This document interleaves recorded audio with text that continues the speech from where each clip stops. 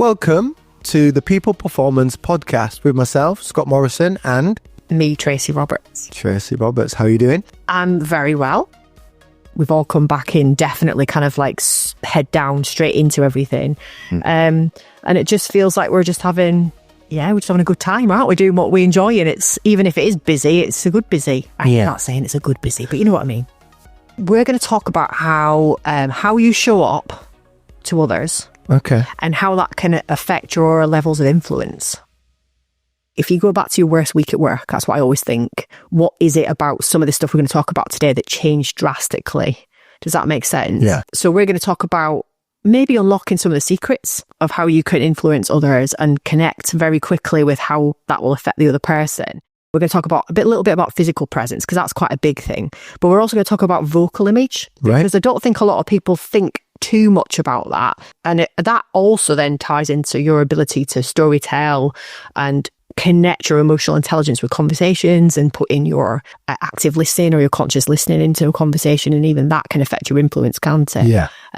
So we've got to be kind of quite clear that it's not just about your physical presence and your appearance. It's all around, how you speak to people, how you listen to people. And I guess the other side of that is it goes even more in depth than that. It's not as straight as I'm sounding happy today and I'm sounding sad today and I'm trying to evoke this emotion in others. It's more around how you can use the peaks and troughs sometimes to build trust, connect, and hopefully drive people to achieve their goals. So I think the obvious things we always think about when we're, I don't know, I guess if I was to ask you a question, I mean, if you've ever had to go and get yourself ready for a meeting, like in a previous role, and you're like, I've got to go bang into this meeting with impact. Yeah. What are you thinking about before you go in there? Because like from a physical element, there is a few things go through your head about as to how you show up. Isn't there? Yeah, no, it's a good question. And I guess for me, I'm a big believer in that positive energy. If I'm in it, you're in it. And if I believe in it, there's a chance that you're going to get on, like you said, the vibe, your tribe type scenarios. So depending on enemy, even in presenting, I think I'm fortunate in the presenting because 99 times out of 100, I'm completely engaged and fully believe that what we're delivering is going to be impactful and helpful for the people we're about to deliver it to. So in relation to buying into it myself, I'm already there. So I'm fortunate like that. In other meetings where you might have to deliver a message or you need to deliver a message of impact, whether that's positive, negative, or to a client and it's a bit of a salesy pitch, whatever it might be, it's always understanding, right? I have to try and understand what is their benefit. So it's not just a case of, do I benefit from this? Yeah. Is it going to be aligned? Are we all sharing an outcome? If we're all sharing an outcome, I'm more positive because I feel like I've got something to sell that can get them on board. Does that make sense? So my energy and my positiveness towards that would be bigger. So it's easier to do. If I'm delivering a negative message, so I say something's funneling down and I've got to deliver that, I've still got to earn that message. Yeah. So now, but the difference is instead of it being a corporate message, it's got to be a Scott Morrison message. So now I have to sit there and think, who am I delivering it to? What's my audience? And how do I land it with the people in the room? Sometimes I might have to divide and conquer, so it's not too varied, but ultimately that's what I do. So I really start with the message. Yeah, with the message. So what's the end? What's my end point? So starting with the end in mind, if you like, I start there. What do I want this to look like? And then work my way back to what would be needed to build up. I think that's a really good way to look at it. And I think we talk about starting with the end in mind a lot, because a lot of people, it's the other way around. Because for a lot of people, it's like, okay, what am I going to talk about? And how am I going to make that look and feel? It's not necessarily what do I want to get from the end of this from the other person. And I think sometimes I talk about the end column, the last column. So the last column of the conversation is the call to action. The column before that is how they feel, because if they feel a certain way, they'll take action. Does that make sense? Yeah. So if I want to deliver a message, so to go into some of your sort of examples there, I want them to buy into a change. I guess that end column might say something like compelled to act, and the column before it would feel confident and engaged. I don't know. And then if I think about those two things, I think I want them to be, absolutely call to action, and I want them to feel confident and engaged. I then work my way back in terms of my story, and I think, how am I going to make that work? A lot of other people go in there with a message first, don't they? Yeah. And they try and kind of lead with that. And so I think it's a really important thing. So what you were saying there really is to prepare yourself for something like that. The first thing that goes through your head is what the content is and what you're trying to convey, and essentially try to connect with the end in mind. And I think that's a really good place to start, because then it kind of allows you a little bit of space to relax and think about some of the other stuff that can affect your influence in that moment. So if we've got the context and we've got the content in our head, the other stuff that we can start to think about is how we're going to show up. So one of the things you mentioned there was energy, but energy falls into different categories, like in terms of when we're presenting, doesn't it? So it ties in with our kind of physical image. Yeah. So I guess what you were saying there is I lead with my energy. So if I feel like if I walk into a space and I'm energized, I'm hoping that like I become almost an atom and start to attract people and they come with me. Does that make sense? Absolutely. And are you conscious of like how your energy can shift in different scenarios and with different audiences? Yeah, and I think depending on the day and the client, especially in delivery, my energy again is I want to create trust in the room. Yeah. I want to create a safe place. So the energy is not to be like Tigger, if you like, bouncing around, and being in their private space, nose to nose, talking to somebody, literally taking up their airspace. I'm not trying to do that, but from the minute somebody walks into the room, I'm going to try and I'll watch them in until they see me, eye contact, say good morning. If we're too far away, as an example, or if I'm close, I would handshake. How you doing? And so it's just giving them that they're seen from the get-go, if that makes sense. So I try and make someone feel comfortable. Even if that person's last in the room, I'm not rushing them to get them into the speed of the day. I will bring the room to the speed of them to make them feel settled and safe. Does that make sense? Makes perfect sense. And I think that you can use that in any scenario, because if you talk about, I don't know, a training environment like we're in, all of our consultants, I'd like to think have got that approach of trying to connect with people and, make them feel welcome. But it's also about being mindful of our demeanor in certain scenarios and with certain groups. For a group that are a little bit nervous, they're about to go through a discovery of their self-awareness. Like some people are quite nervous about that. So we're kind of quite conscious of how we're going to deliver. If we're going to go in and do an impactful keynote, that's going to be a different energy again.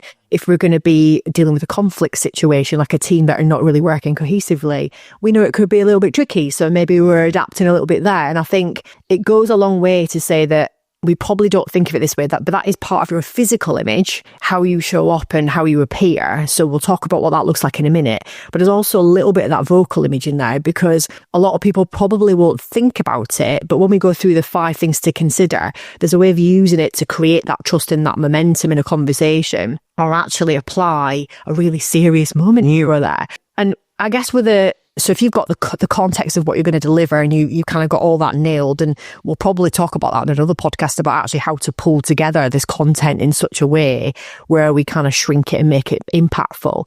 We're here to talk more about like how our energy and how we deliver things can create good influence and confidence. The physical image elements that we kind of want to consider is things like posture. Yeah. Expressions, mannerisms that people use, the use of space, which I think is a funny thing, and dress. And I think dress is a good one to start with, isn't it? Because for most of us, if we're going into a specific environment, we do think about how we're going to show up, because it's sometimes the first thing people see in you. Now, you and I like to think we're snappy dressers. We like to think. We do, to the point that we'll what colour are you wearing today for dual presenting? Yeah. But it's a big thing for you. I think it's a big thing for you, definitely. It is for me. And it's a joke with me, because you guys all know when I've got specific big first interactions or big gigs, I will buy a new frock. It's a joke, isn't it? Yeah. It's just an excuse to buy new dresses, to be honest. But it's because I want to walk in feeling good. And I think for 2 reasons. I think it's linked with your posture. I genuinely do. I think posture is a big thing. So if you think about if people are standing up and they're confident, and you can all think of that one person, right, who's just got awesome posture and they just stand tall. They have that little bit more authority, and you have more confidence in them. I don't know if peacocking is the word, but you open your gait, your shoulders are where they need to be, you open and you look welcoming too. You've got good eye contact, but even we might not be using both arms in gesturing or talking, but even if you had one hand in your pocket, but you're still open to people. 100%. A big gig and you're going to be in front of hundreds of people and you want to feel a certain way, and you've put your best blazer on, or your nicest frock in my case, and your favourite belt and all those things. You naturally just feel it takes a little bit of that anxiety away from you, and then it affects your posture, because then you stand taller and you feel more confident. Yeah. But also, if you're going to put that much effort into that, there's so many other things you've got to consider, because before we've even got to when we talk, we've got people's attention straight away, and this person looks confident, open, and they look like the subject matter expert. They look like I don't like that expression, own the room, because I think that's a little bit hierarchical. I think they're engaging the room. Whether you want to put it into tiers, but the other is that executive presence. What am I bringing in? And on that first few, do you look like someone I should be listening to? And that executive presence via all of those things rolled into one can land. Do you know, I think that's a really good way to put it. I like executive presence because we use that a lot, don't we? But it does almost sound like we've got to be in the boardroom, and it's not that. What we're actually saying is, do you demand people's attention? Maybe. But I like what you said there. Does this person can I listen to them? Do I do I really want to engage with this person? Because if you can catch someone quickly, then it's really important, but then you can lose them just as quick through the vocal image. So we'll talk about that. Yes. I'll give you a really good example of this. Me and Spence were at a big convention last year, and we were keynote speakers. So we felt quite important, so a big client that we work with. And I'll be honest with you, we smashed it. We had a right good time, right? I'll be honest with you, we nailed it. Yeah. But it was because we had a little bit of dual presenting, and there was lots of bouncing off each other, big rooms of people. And I remember this client saying, you're going to do this 4 or 5 times in the day. Just be conscious that maybe some of them might be really quiet because they'll have seen that your session looks great, but it's maybe too early for them or whatever. Well, it rolled 4 or 5 times that day. We filled the auditorium. Everyone loved it. So me and Spence were bouncing. Yeah. And we confidence. Oh yeah. And we loved it because we engaged with hundreds of people, right? And then we decided that once ours was finished, we'd go take part. And we walked into another room with someone who's talking about stuff we were really passionate about, like psychology and stuff as well. And we sat in this room waiting. There was a big build-up. And this guy walked in but we didn't realise it was him. We thought he was the AV man, right? Because he came in a pair of battered jeans, a t-shirt that hadn't been ironed, or it had been ironed with a brick. It was just, and Spencer and I kind of looked at each other because we're there in matching kit, to put it in context. And he's walking around and he's not really paying attention and all the rest of it. Now, I'm going to be honest with you. All the stuff that goes on in a human's head that you were just saying there, does this person inspire confidence in me? And, me and him were looking at each other at that point going, what is going on? This person's going to talk about something super serious and really impactful. But at the minute, he doesn't have me, right? Right. So standards are set very low at this point. And I'm not going to lie, that's bias. That's your internal bias is going, I would put the effort in, I would clean my shoes, I'd have ironed my t-shirt, all those things. He started to talk, and again, I was going, ooh, bish. I'm not hearing much pitch here. We'll get to that. And it wasn't until about 15 minutes in, he got me. I don't know how. It was, he sort of did this kind of I'm going to come in aloof, I'm going to come out of my shell a little, and then I'm going to start to story tell, and I'm going to start to change my ways, and I'm going to get bigger with my gestures, and I'm going to, and all of a sudden it was almost I don't know, he shed some skin. I don't know. It was wow, okay. Moved into a false sense of security, and it worked. It worked for what he was delivering. It was about kind of human elements. And I guess what we were thinking about there afterwards was, did he do that on purpose because he wanted to show that we are human, we do make judgments. Yeah. And actually he then took us on a journey because our guard was down a little bit, and we're not going to learn much here. He really opened it up. And it really took for me to come out of that session, and I think me and Spence went for a coffee, and he went, should we talk about that? And it was one of those, but what it taught us actually was there was a lot of this stuff going on. So things changed. His physical image might not have initially made an impact, but then his posture changed at a certain point. His expressions got bigger. So although he was using his voice in a different way, he was a very expressive person. So the way he used his facial expressions when he was talking to people and engaging with people, it was, I'm in it. I can see you, like you said, I can see you, I can feel. Can you feel what I'm feeling? And I think some of the things that we kind of talk about there is there's different things that you're trying to convey. So I wrote a few things down. Connection. Can you feel connection? I trust this person. And curiosity. Oh, I'm really interested in you, and you're interested in me. Conviction. I feel you're determined to tell me what you're trying to tell me. Do you know what I mean? Right. I think empathy. I feel your pain points. So I'm going to try to give you a solution. Does that make sense? Yeah. And all of those things were coming across in this guy through his expressions, his mannerisms. The other thing he started to use was use of space. So we went from sticking in the middle as this small presenter in a room of a couple hundred people to walking around and engaging with people. But it was very obvious he'd made the shift. Does that make sense? Yeah, absolutely. And then put all those things together, he then started to layer in some of these vocal image things that I'm going to mention now. And that was what tipped it for me. And it made me really think about the fact that you can make or break an interaction sometimes very, very quickly. We all say we make our decisions in a couple of seconds on people.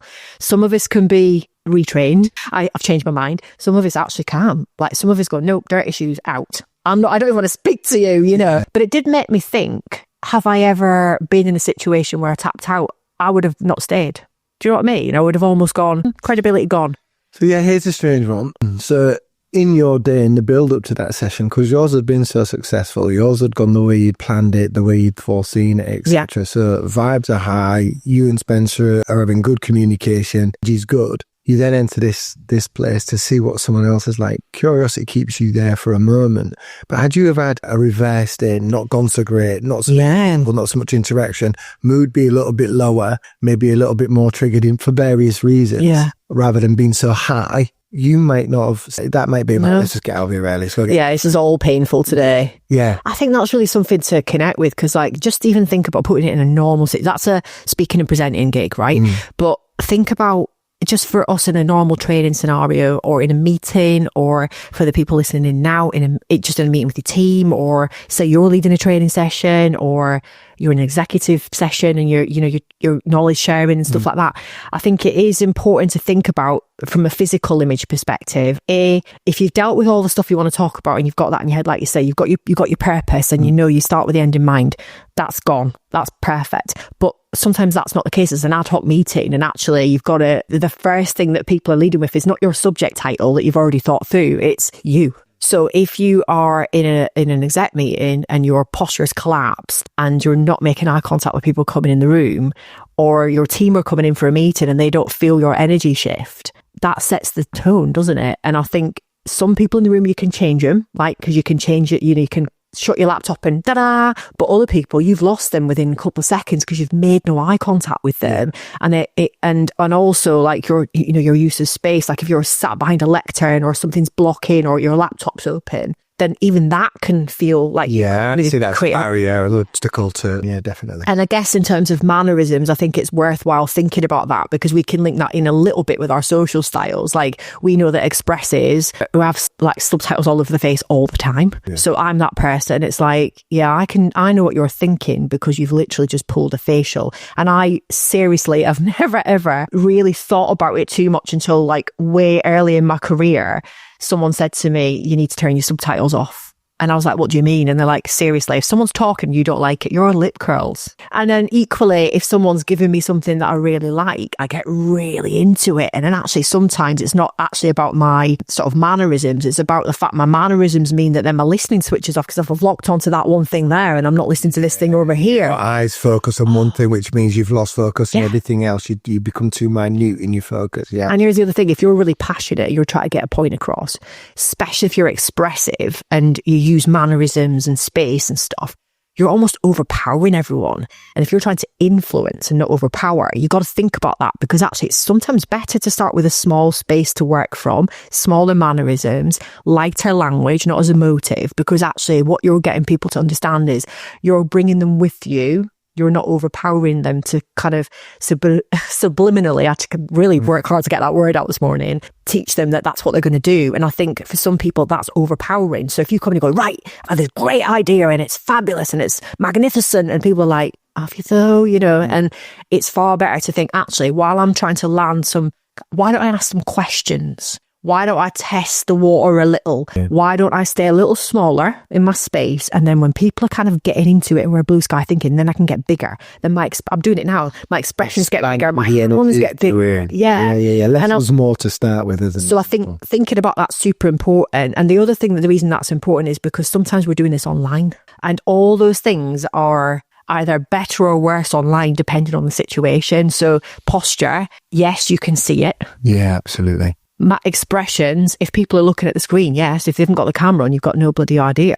Mannerisms can be a big thing online, because actually it can make or break whether or not that's the only time you can see when someone's really, engaging as well. And even use of space online, I think sometimes, like if you're right up at the camera, your nostrils up there, or here's the other one, when you're looking at a screen here and you've got a dual screen. You're talking to somebody who's looking at the left side of your face because you're looking at a different screen. Yeah, so you're looking through one screen and they're watching you through a different one. So it's like you're talking to the side of the head. Yeah. And I guess even that is like, you know, for some people, I mean, I know for me, I think you're similar to me actually, even when I'm on a call or on a session online, I tend to stand because I feel like I still move and I use the space a little bit. I absolutely bloody love, by the way, the newsreader thing on Teams. So you can put yourself with a green screen behind you and you can walk around pointing at things. I love it. I've not engaged in. I'm going to show you that because you can do this and you can bob down and you can, it's great. Actually to the left. Okay. But again, that's use of space, isn't it? But then again, dress is still in there because it's not about, you know, did you wear the right colour? It's about,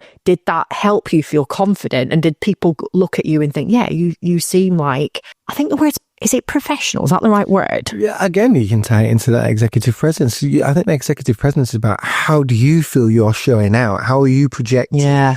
And if you feel like you've got the ideal outfit, you know, for me, as long as my fringe is in place, I feel as, you know, that's the right start. Yeah. You know what I mean? That's I get it. where I Yeah. get my confidence from. So like you say, that how am I looking to show out? Not necessarily in, but how am I projecting out? And people will judge you on that. So I think whether it's good or bad, that is the reality of life, isn't it? So sometimes it can be because you're trying to be provocative in a situation. Actually, you wear something a little bit out there because you want them to kind of look at you and be a bit confused so you can unpick it and it's part of your storytelling. But sometimes it is just, you've got a signature thing, like your blazer or, you know, you've got certain shoes that are your lucky shoes. And I think we've all got that, even on this team, we kind of get to know. And there's some of us that do, like you and I will, if we're going somewhere together, talk about what we're wearing.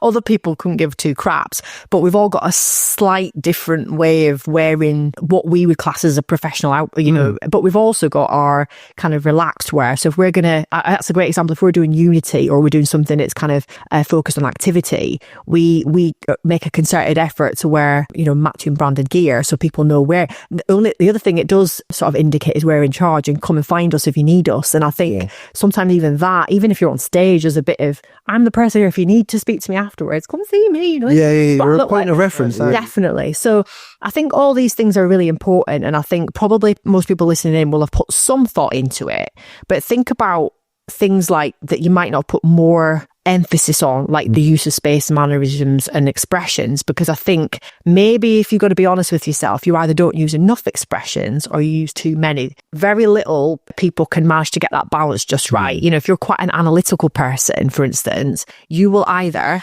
not have many expressions, you'll have this one size, or when you confuse, your expressions get bigger.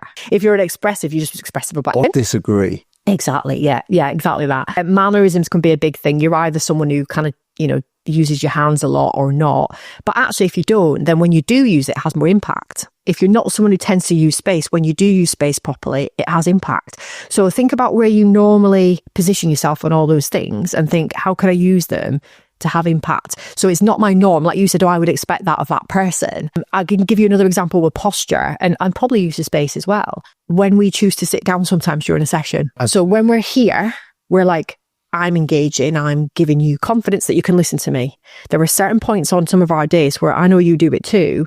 You'll pull a seat and you'll sit down. Yeah. And that indicates something different. It's okay, over to you. I'm going to trust what you say now. And you can rely on the fact I'm going to help the flow of information, but I'm not leading the conversation anymore. Absolutely. Yeah, no, you are absolutely spot on there. Even yesterday, with the day that I delivered yesterday, there's a point where I'm on my feet all day, but then for this section of delivery, I'll pull a chair from the side, I sit down and I go central, but I'm swiveling and I'm focused. It's like personal time, if that makes sense. Of course it is, yeah. 12 people in the room, but for this moment, this person speaking and you've got my undivided attention, we're the only people in the room. And then I'll shift focus around everybody as it goes through, but it allows them to talk to me. Even though there's everyone in the room, they're talking to me. Does that make sense? Yeah, it's like an unofficial handover. That's the way I see it. It's like I'm giving you power for a bit because I think that's what you need. Yeah. And I guess use of space is the same thing. Sometimes sitting just on the table to one side while someone's talking, or, you know, if you're normally on the stage, you come down off the stage. There's all those things you can think about that just change it slightly, you know. So think about those things, and the things that you naturally do, think about what the opposite might look like and actually what impact it could have at certain points, because I think it's good to play with that spectrum a little bit more. P.S. When I'm talking about that with dress, that doesn't mean wear less or wear more. Don't do a Joey Tribbiani and wear all the layers of clothes. Are you wearing any more clothes? Or don't wear any, because that would be terrible. But I guess the second thing that kind of backs that up, and it's the bit that people don't think about the most, is vocal image. Right. And I think today, this is the kind of main point we're trying to land is there's more than one thing to consider in here, because you can get your posture right, you can dress smart, but if your vocal image isn't in line with what you're trying to do and say, then you've got confusion. Yeah. Right? Can I ask you a question?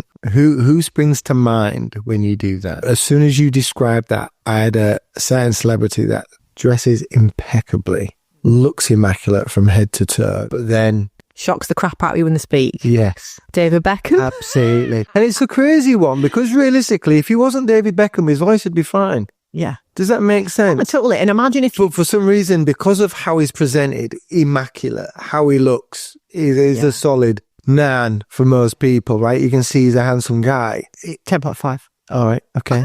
11 for sub. But my point being is, when he speaks, if people are hearing, but you can see them go, like, I wasn't expecting that. I don't know what voice I was expecting. And I think that's the interesting bit. It's something we call sight, sound, sync. So if you were, sight is what you see and sound is what you hear, but do they sync? Yeah. And we often get people to kind of assess themselves when they're recording themselves back or sending videos to us saying, what was your sight, sound, sync like? Because if what you're saying matches with how you're acting, then people can make sense of it. But if you're doing too many gestures, or your voice sounds a little bit off and you're not standing a certain way, people are actually focusing more on that than actually the sync. Yeah. You know, so you're absolutely right. If I'd never seen David Beckham, would I have chose to fall in love with his voice? No, I'd be a bit confused by his voice. But then equally, if I never heard him speak again, would it hurt me? No. You know, which I suppose is quite awful, isn't it? And I think on our... But I think it's a really good example. And when we're doing our modules on this, we're talking around... It's really awful, that, isn't it? But we use certain celebrities to get people thinking about almost that typecast thing. Like, you know, what is it you see and what is it you hear? So let's go to the opposite end of the spectrum then. So David Attenborough. Okay. Okay, so what does his voice say to you? Oh, it gives me composed. You've even gone to his level there when you said that. Did I? Oh, yes. Yeah. What do we see here? Yeah. I'm trying to mimic his voice without even realize I'm doing it. But yeah, you go to composed, you go to, he's well narrated, he's succinct, he delivers. Yeah. Well, I don't know if the word's perfection, but he delivers. It's on point. He's 10 seconds ahead of himself. So he's never struggling for a word, if that makes sense. And he uses the right vocab, and his vocab is very stretched, if that is very wide. He's got a good use of words in there. Not often. You used him, don't you? Yeah, he's not often, because of that tone and because he uses the right words at the right time. And he doesn't say the same thing all the time. You know, you never get bored of hearing him say, "Does that make sense? Does that make sense?" He doesn't do that, does he? Or he doesn't. What I'm saying makes sense. Yeah. Or he doesn't sit there. Here we have some type of penguin. Yeah, he doesn't. Do you know what I mean? Yeah. Everything he knows. Yeah. So you engage in that. Trust what he's saying. It. Yeah. You feel safe in it. And as a result, you get to that point where, well, it is what it is, because he's told you it is. Yeah, David Attenborough. He's not questionable. I would say Trev McDonald was the same. Absolutely. Our Trev is exactly the same. And I think it's interesting, because I don't think people will have thought of it this way. So here are the 5 quick things we're going to cover, not in great detail, because this is sort of stuff that we do on our workshops, and we get you to understand yours, because that's the most important thing.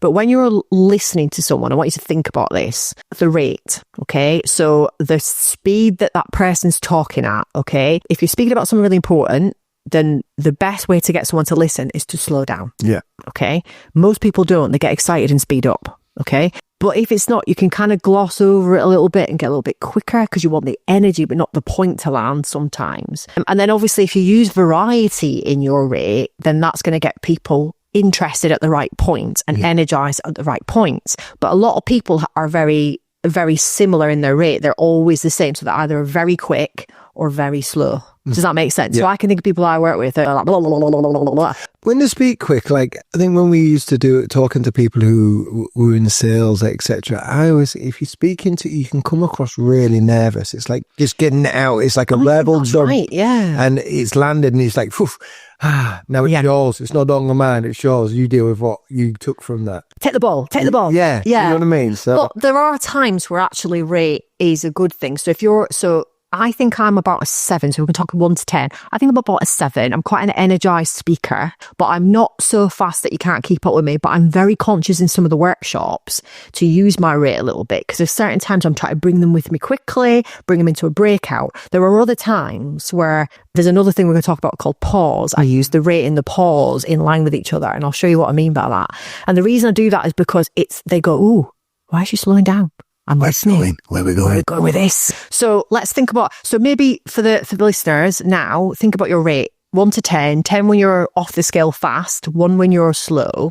Where do you sit? And what would it feel like to play with that a little bit when you're trying to chat to someone? Well, let's give him a scale range. What would you say David Attenborough is on his rate? What speed would you say that was? 3 or 4. 3 or 4. And Timmy Mallet? Timmy Mallet. Oh my God, I wonder if anyone on here actually knows who Timmy Mallet is. I'm sure there will be somebody who knows who Timmy I'm trying to remember it now. Word association game when you mustn't pause, mustn't hesitate, or you get right to the head like this or like this. So he's at least an 8. He's way up there. Right. Yeah. He's just having that. Where do you think you sit? Where do you balance out? And don't just do it in relation to now we've heard us speaking and slow down and put that voice on. Sound like David Attenborough like I did. But where do you actually sit? What do you think your natural rate is? It's a good question. I love that. And then the next thing on that is volume, right? So you've got to sort of like think about how loud you are, right? And this is not about giving people a hard time for being energized and loud, because obviously the more expressive but it doesn't even have to be that you're expressive. You could be quite a confident introvert, but when you do speak, sometimes you can be quite boomy and loud, or you can be someone who's actually quite mild and meek, and I land my points like this, and people are used to that, and it's very calming for them. But if I was to suddenly change, then people would be like, hang on a minute, what's going on here? So the idea is that, you've got to work out where you think you are. So otherwise, if you're not confident in how loud or how you're using that volume, you're probably not using it to energize at the right times. Does that make sense? Not using it to the effect you're hoping you would achieve. Yeah, and if you line this up with all these other things, you can see there's a magic in that, So I think in terms of volume, I'd probably put 6 for me. I don't have a deep voice for a start, so I find it harder to get really loud without it sounding inauthentic. But other people have actually got quite a loud or a low level voice, and then the volume kind of lines in with that, and you can sort of hear them before you see them. And other people are just very energized people, and they like to be expressive and loud. But here's the thing, if you're an expressive and loud person and all of a sudden you bring it down a little bit, impact. Good public speakers do that. I think Martin does that extremely well. He can be really kind of, using his space and his hand gestures, and then he'll stop and he'll use the rate and the volume and he'll bring it down a little bit, and people are leaning in. And that's the idea. So vitality is important with volume. So if you go too slow, it becomes that sloth in that Zootopia. And you also, you're kind of treating them wrong as well. It's like the other person it's like, I'm not deaf, I can hear you just fine. Yeah, they're going with this. Yeah. Yeah, I think for me, 6, 7, where do you think you are on volume? If you put me on virtual, I think I notch up 3 for some reason. I feel like I have to shout them on virtual. James is a 9. He's definitely a 9 stroke 32 on volume, definitely, especially in virtual. Yeah. I think face to face in the room, I probably volume wise, I'd say my speed is probably a 6 to 7. And I think my volume probably matches that to an extent. Yeah, maybe more 6, just a bit off, but the pace is there. But I guess for you, because you've got a deeper voice than me, it would be easier for you to up your volume in some ways. There'll be time where, graphic equalizer, it'll definitely peak. Yeah, definitely. And the next one's pitch. So when you add melody to your speech, so some people have got this natural melodic way of talking, and everything becomes a little bit more memorable because they're using the pitch. And there's another one, there's the tone in there that kind of adds the emotion. We'll talk about that in a second. But think of it like this. If you have got good pitch, then people are more interested in what you've got to say. Because think of it this way, you could be, I don't know, imagine this, someone talking with the same pitch all the way through will do what to most people? It becomes like, I don't know, listening to the same 2 piano keys all the way through. You come out of the room thinking they should take up bedtime stories. Because that's where you're going. It's a lullaby for some people. It is for me. Yeah, and some people that's what they do well. So as an example, do we want Morgan Freeman to start throwing in a whoop whoop whoop whoop whoop when he's talking, when he's doing God or whatever he's playing? No, because we know that his pitch is actually his natural pitch is calming and it's like a good narrator's voice. Like I call it a lullaby, but it's the calming part. Like I could really just sit back, sink, does that make sense, into my chair? But think of him as that person that probably is a little bit, it sounds unfair saying it's playing the same piano keys. You know, initially it's quite nice, but actually after the message starts to land a little bit longer, if you were listening to that constantly, it would be not as memorable sometimes, you know. And I think of it like a memorable song. There's so much melody to it, and you're kind of listening. If you're someone like me who really listens to all the little changes in the music, from someone who's used to kind of mixing music, that's what kept me interested. I'd be like, oh, I like that, I can play with this. So pitch can be a good one. I think sometimes there's an element of localism. So certain areas of the UK will have more or less pitch. Okay. Does that make sense? You're relating that to accents? Yeah, to accents and stuff. And like, I'm thinking of like northern accents being a little bit more. I was going to put a really bad accent on there, like, you're out, love. Yeah, it's out. Yeah, right, lad. Yeah, and then there'll be others that are kind of really quite high pitched, and I'm trying not to kind of localize and be, you know, upset anyone in the UK. But there's definitely and I think for me as a Scottish person, there's a lot of pitch in certain areas and little pitch in other areas. So some people can be quite flat, and actually that's why when you're in Scotland, you kind of become very, very quickly aware of, you can talk to someone else and you know exactly where they're from. Absolutely. I mean, you've got some accents that definitely, you know, you've got your Geordie accent, you've got your Scouse accent, Cockney accent. There's a number of ones. And, you know, and it's funny, if someone says I'm a farmer, for some reason everyone starts to try and talk in that, you know. Yeah. So there's a tone that goes with certain things. Yeah. I'm on board with that. Makes sense. And the other thing I wrote here was like, it can be quite, some people can, certain accents. I think the Australian accent is one of them that I was thinking of, but not the only one, that sometimes we have a tendency to end the sentence with a high pitch, and it always sounds like a question. So if we are always it always sounds like, oh, and people go, oh, question, you know. So it's thinking about how you use that. And there are, honestly, now you think about it, you can probably think of specific areas where that's. The last few like management groups I've worked with before, CT, were Aussies. Yeah. And I can definitely relate to that. And I think it's worthwhile thinking about that, because if you do end a sentence with a high pitch, it does sound like a question. Maybe think about those people you work with, and you might hear that even some people, even locally to you, do that. And that's maybe why when they walk away, you go, am I supposed to do something with that or not? You know, but you might want to use it for that reason. You might want to leave a question. So think about that. And then the tonality element, which is the fourth element, of course, tone goes without saying. This is the emotion that lives underneath your words, but it's controlled by your face. So not many people can sound excited without changing their expressions and convey it. Does that make sense? Okay, yeah. And also the other side of tone is that we do loads of exercise on this, don't we? How you can say the same thing with a slightly different tone. There's probably a mix of pitch, volume and rate in there as well. And it means a completely different thing to people. And quite often when we're trying to convey something, again, going back to that point there about going up at the end and it being a question, if you think if we did that in a room as like learning and development specialists, if we're always ending with a high pitch at the end, they think that everything we're telling them is a question, right? Or a statement, you know, in some cases. And I think about tonality, because there's probably a link if you're quite high in expressiveness, that actually you use that quite well. If you're not high in that, it's not always a natural thing for you to use that, you know, in the way that you could. Yeah. So think about what that might look like for you, because sometimes it's about the feeling element of it and what you're trying to portray. So going back to what we said in the beginning, start with the end in mind. What's the desired actions and behaviours from this interaction, this meeting, this training session that I want? How do I want them to feel? I think tone's really, really much linked to that, because you can go in and use that tone to go through the elements. This is the reality of the situation, but this is where we were, but this is where we are now. And actually, you know, and you're bringing people in it. So the storytelling element, I think, is more alive there, isn't it? Definitely use it more than you think. So yeah, it's definitely good to sit back and just think, right, what message did I deliver? How did I deliver it? And where did it land? And as a result of that, where did my peaks and troughs come from within that? Yeah.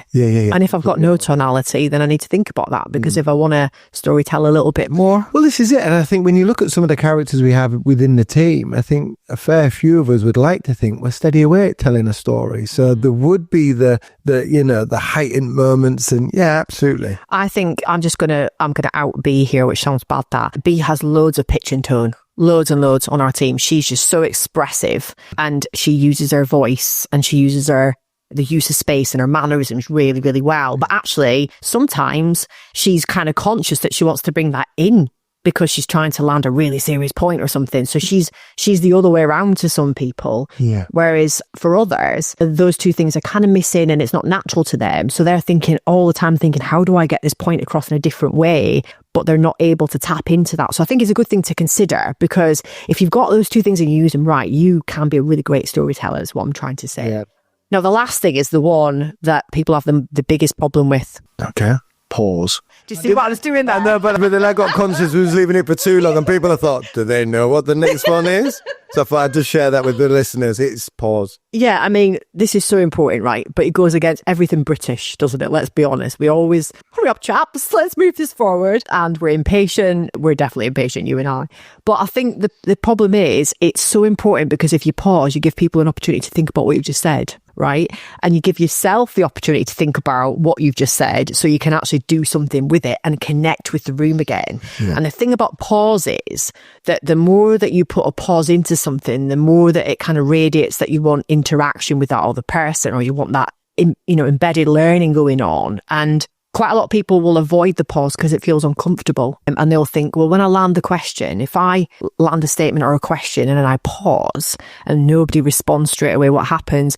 As L&D people, we know this. We can die a little inside because we're like, oh my God, low reactor. Oh my God, it didn't land. Actually, if you use the pause in the right way, the pause is the powerful bit. Because if people can't answer your question straight away, it's not always an indicator that they didn't get what you said. It's sometimes them searching their brain for the right thing. And that's the right reaction. You want them to go, actually, I never thought of that. I genuinely don't know what to do with that. Let's talk about that. But what you've got to do is use it in the right moments. So I don't know, I'm trying to think of a tongue-in-cheek kind of example. Like if we're landing a point in one of our sessions and we go, we share a piece of insight and we go, and the interesting thing about this, so we're doing the salient point and the trigger, we go, the interesting thing about this is that only 22% of people will ever admit that they didn't know this information, and we pause for a moment and people go, oh, then we connect it a couple of, a very short time later with, so here's a solution. And we're not going, the anticipation. Yeah, and sometimes it's the question that and sometimes the pause can just be not even after a question. It can just be eye contact. It can just be, let me think about that. Let me change my expression. I was going to say, the next thing there is the expression piece, because either the expression from you is to give them the comfort in, it's maybe rhetorical pause. You don't actually have to answer back. Yeah. But also their expression in, I can't come back to this. So then you now know, do I save them and continue that next spot? Or do I let them sit in a pause a bit longer and make them feel uncomfortable to really land your point if you wanted to? Yeah, I've just joined this business and where's the coffee? Where do you think it is? And they're very uncomfortable. Where do you think it should be? So there's coaching and pause, which is really confusing. But I think that's a really good thing to think about, because for me, it's like little things like, are you asking a question or are you leaving them with a statement? They're both different types of pauses. Absolutely. The other pause is sometimes where, I don't know, that thing that teachers do at school where they just sit while it's all ruckus and they sit and they go quiet and then the class just realises and they go... Their silence becomes deafening. Exactly. So sometimes it's a good thing, but I often think with pause, it's like just it's like a circuit break. It's like, okay, that was a lot. So let me just pause and look around, make eye contact with someone. Someone will be looking directly at you and their eyes are going to be telling you through their expressiveness and their mannerisms, see what I'm doing in their posture. Yeah. I want you to connect with me because I've got something to say. Sometimes you even see them go... like that, don't you? Absolutely, yes. But it's that, you said, that expression, that mannerism, that projection of, my brain's active. Yeah. See me, I'm listening. Yeah. If you can pause, that radiates confidence. I genuinely think that. If you think like of when, I don't know, you've been in early training and you've asked a question that hasn't quite landed, you've panicked and you've asked another question, or you started coaching, and the more that you get good at coaching, you're good with silence. But actually, if you think about it, it radiates confidence, doesn't it? If you can have the confidence to stand in a room and pause and make eye contact with people, that gives them the confidence that actually you're leading the conversation and you know where you're going with this. And I think it's a big thing. I think if you can pause and look out sometimes and be comfortable with that silence, that's a whole new level of confidence for me. Yeah. So I think about that, because you know, the reality is all of those things become, so all the physical image things, I want you to think about that if you're listening now, like posture, expressions, mannerisms, use of space and dress. Think about how that affects how you show up, and think about the extremes that you go to and how you could use them, you know, open, close posture, big expressions, small expressions, you know, use of space, mannerisms, how you dress. But when it comes to vocal image, what I'd like you to do is go through with all those 5 elements of rate, volume, pitch, tone and pause, and score yourself 1 to 10. And here's the thing, you can't actually score yourself unless you observe yourself. Really, we can talk about it now, but we record each other all the time. I think it's really, really good to, even if it's just you record a team meeting so you can go back to it for the notes, and you watch yourself and you catch yourself doing some of this stuff and go, oh, that worked, that didn't work. Maybe my rate is a bit too, maybe that's why. So at the end, when they were asking a million questions, it's because my rate was too high. I wasn't letting it bed. I had no pause. I had the pitch and tone of that storytelling didn't work because basically there was no pitch and tone. And I could sense my nerves in telling that story because it was, like you said, bad news. And what that then meant was my rate went up to get through quicker and it didn't land. I could have had a couple of pauses and I could have checked in from the tone perspective and tying into the emotion underneath of asking a question to check what the room were thinking rather than go through it quickly and go, delivered the bad message, no problem. And also, if you're going to do this more, especially if you're going to do, this is like about meetings and one-to-ones and interactions, but it's also about if you're going to take a bigger stance and join us out here doing training, development, coaching, then all these things make a massive difference to how you land things. And you've also got to be able to try and match. It's a little bit like your social style. You've got to be able to think, right, how do I use this in certain rooms? Yeah. You know, so like for certain groups of people, pitch and tone are going to be really important because they're expressive and you need to keep them engaged. For others, the pause is important. For others, the rate and the volume, the confidence that you have is important. So think where you naturally sit and think where you could move that, because should you change the way you sound is a question that I get asked all the time. Yeah, because our voice evolves and our context and our environments evolve and the message that we have to land evolves. So we've got to unleash the potential a little bit more in this, because your voice is like a behaviour. That's the way I see it. If you can, it's not about you changing your vocal range completely. It's about you thinking in this particular scenario, end column, I want them to feel that they leave this room and they go forward and do something with it. The next layer, I want them to feel confident and I also want them to feel engaged. Like we said in the beginning, okay, what do they need from me today? They need this. They might need more pause. They might need more tone. Do you know what I'm saying? So I think if you can connect with that, what you're going to find there is those two things, physical and vocal image, independently in their own way affect how you influence others. But if you bring them both together, that is an incredible thing to consider, isn't it? Very powerful tool. So I think, I mean, in terms of obviously the two things that we wanted to focus on, I think we've kind of covered why it makes a difference. So for me, really today, guys, think about what that means to you. Think about how that can affect, your interactions with people, your influence. It might be in a sales context. It might be in the sense of, you're trying to re-engage your team. You're trying to embed yourself in that C-suite group that you're in. You're not being heard by your stakeholders. I don't know, maybe you are doing a bit of speaking and presenting right now, because it's a really big thing to think about then, isn't it? Yeah. If you need more help and support, you know where we are, because we offer communicating with confidence and clarity as something that we incorporate into our 6 pillars here. We're really pleased to do that on a coaching or a group perspective. So give us a shout. Think about it this way. If you had have you got a favourite book that you read as a kid? Not as a kid. As a parent, reading to my boys. Yeah. Yes, I have certain books that I really, really love reading because of the energy you put into it. I'm not somebody who reads the words. I try and put the boys in it, if that makes sense. Do you know what? That plays exactly where I was going. So my sort of the expression I always use with people is, if you have a favourite book, people could ask you questions on it, and they do when you're at school. You get tested on this stuff, don't you? Mm. And you would be able to tell them what went on in the book, but could you remember all the words? For most people, that's a lot of words. Yeah. Okay. However, that's an average page of a book. I don't know, 200 words, something like that. If I was to ask you what your favourite song is, what's your favourite song? Or one of your favourite songs? Oh, good one. Luther Vandross, Never Too Much. Oh, what a tune. Right. Could you sing that start to finish? I think there or thereabouts. If the song came like now, dead, probably not. If the music came on, then I'm aware. Do you know what I mean? You've absolutely played into my basket there. Okay. Why? Because pitch and tone. Yeah, I need the get start of where that tune is. I think the excitement gets in there. The warm up gets me ready for where the song would start, what the first word is.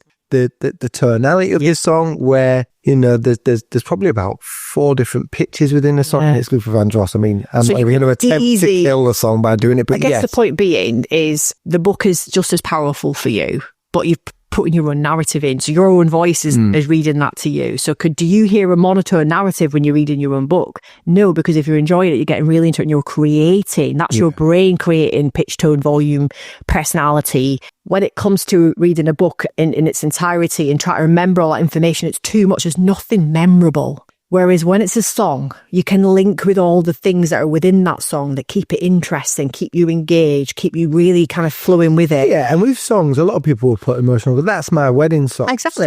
So that's where it goes. So there's those words have meanings, if that makes sense. You've contributed those meanings to a person. So make your words have meaning, is what I'm trying to say. Absolutely. And if you can do that, then people will remember you like Luther Vandross, and you would love that, wouldn't you? Oh. Think of it this way. If you were reading whatever you're going to read or get the message you're across to a group of children, what does it sound like? I think that's a really good way. It's not about talking it in child speak. It's about keeping them engaged and keeping that child's brain alive when we're looking for the things that are exciting. And, you know, I think the top takeaway from today is be more Luther Vandross. Yeah, take them on a journey. Take them on a journey and tell the right story. Good chat, Scott. Thank you. And we will see you again, or hear you again, or I don't know, both of the above. Speak to you again. We'll speak to you again on another People Performance podcast. Absolutely. Thank you very much.